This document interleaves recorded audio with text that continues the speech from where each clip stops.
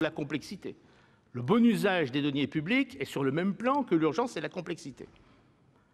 L'interprétation est pour le moins osée et en tout cas certainement moderne. Quand on n'est pas moderne, comme moi, on tient le bon usage des deniers publics, au même titre que la motivation d'intérêt général, pour la substance même, oui, mais en ce domaine je m'en flatte, pour la substance même de la commande publique et non pour l'exception, même heureuse. Le principe du bon usage des deniers publics s'impose à l'ensemble des procédures communes de la commande publique. Il n'est en rien une circonstance particulière justifiant les libertés avec le droit commun. Je dirais même au contraire que seules des circonstances exceptionnelles, telles que l'urgence, où le résultat devient la première exigence, permettent de s'en affranchir légitimement. Pour vous, c'est le contraire. Vous rangez au titre des exceptions justifiant une procédure dérogatoire, je cite, un bilan entre les avantages et les inconvénients plus favorables que ceux d'autres contrats de la commande publique. Autrement dit, en français standard, la fin justifie les moyens. Voilà votre conception de l'état de droit. Argument qui a été repris en première lecture par notre rapporteur, je le cite lui aussi, si le projet de loi ouvre significativement la possibilité de recourir au contrat de partenariat, ouvre significativement, l'aveu est lui aussi significatif, il ne la généralise pas pour autant. En effet, en réalisant un bilan, l'évaluation préalable doit prouver que le contrat serait effectivement le meilleur outil pour mener à bien le projet concerné.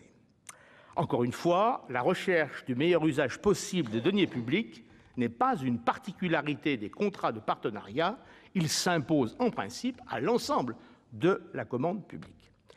De plus, je dirais qu'un tel bilan comparatif, comme toutes les études du même genre, celle par exemple qui démontrait il y a 20 ans, à coup d'exemple du type de ceux évoqués par notre collègue tout à l'heure, juste avant moi, qui démontrait il y a 20 ans la supériorité de la gestion déléguée des services publics, de l'eau notamment.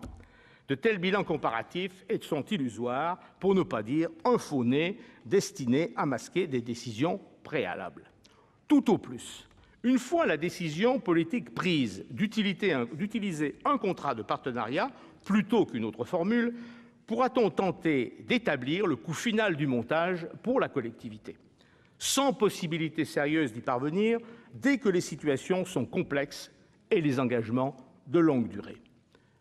Comment évaluer les coûts de fonctionnement d'un équipement à 10, 20 ou 30 ans? Sur la base de quel prix de l'énergie? Le coût d'un système de chauffage? Sur la base de quel prix des denrées alimentaires, la restauration des élèves, des malades, des détenus? Comment évaluer le coût à 10, 15 ans du renouvellement des installations? Que sait-on de l'évolution de la réglementation ou de la fiscalité environnementale, élément décisif des choix de départ, etc., etc. Entrer dans le détail montre vite que ces bilans sont des camouflages. Mais leur biais rédhibitoire, c'est qu'ils comparent l'option contrat de partenariat public-privé à une alternative, marché par exemple, hypothétique, pour laquelle on ne dispose d'aucune donnée dans un environnement dont on ne sait comment il va évaluer. Chacun sait bien que c'est au moment de l'ouverture des plis, où les surprises, vous en conviendrez, ne sont pas rares, que l'on sait ce qu'un projet coûtera. Autrement dit, si on a peu de chances d'établir ce que coûtera un partenariat public-privé, on n'en a aucune d'établir si une autre solution ne serait pas plus avantageuse, ce qui rend toute comparaison totalement illusoire. D'ailleurs, si vous n'en doutiez pas, si vous ne doutiez pas de la solidité de votre argumentation, vous n'auriez pas pris la précaution d'un canot de sauvetage, et ce canot de sauvetage, c'est le 3 des articles 2 et 16.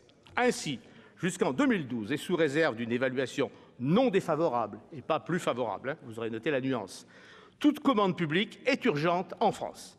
Je vous fais grâce du catalogue à la Prévert des opérations décrétées urgentes pour être plus sûr d'échapper à la censure du Conseil constitutionnel, au moins jusqu'en 2012. À se demander si on est en France ou dans un pays en voie de développement, sans gouvernement ni collectivité locale responsable depuis des lustres. Mais une telle généralisation de dérogation au droit commun ne prive pas seulement de garanties légales les exigences constitutionnelles inhérentes à l'égalité devant la commande publique ou la protection des propriétés publiques, au bon usage des deniers publics. De plus, elle prend des libertés avec l'exigence non moins constitutionnelle de continuité du service public. Aucun article du projet de loi ne fait référence à cette obligation et le fameux bilan des avantages et des inconvénients l'ignore. Le bébé est confié au co-contractant censé en faire son affaire pour 10, 20, 30 ans, sinon plus. Silence radio sur ce qui pourrait se passer en cas de défaillance du co-contractant privé ou d'une entreprise, du groupement de co-contractants. Aucune obligation particulière s'agissant d'assurer la continuité du service public n'est prévue dans le texte, d'où la question : qui se substituera aux partenaires défaillants ? Comment sera assurée la continuité du service public ? Nul ne le sait. Qui connaît les difficultés engendrées par la défaillance des entreprises en matière de construction ne peut qu'être inquiet s'agissant de la maintenance des équipements et de leur gestion sur longue période lorsque la formule des partenariats sera généralisée et donc fatalement ouverte à des partenaires financièrement fragiles. D'où le dilemme où seuls quelques groupes puissants et donc financièrement solides peuvent concourir, et l'entorse au principe d'égalité d'accès à la commande publique est manifeste, où cet accès est large, ce que vous soutenez, et c'est la garantie financière qui fait défaut. Encore une fois, les entorses aux exigences constitutionnelles d'égalité devant la commande publique, de protection de la propriété publique, de bon usage des deniers publics et de continuité du service public, admissibles pour des finalités spécifiques et dans des conditions particulières, ne saurait devenir un principe. C'est pour cela, chers collègues, que nous vous demandons de voter cette motion d'irrecevabilité.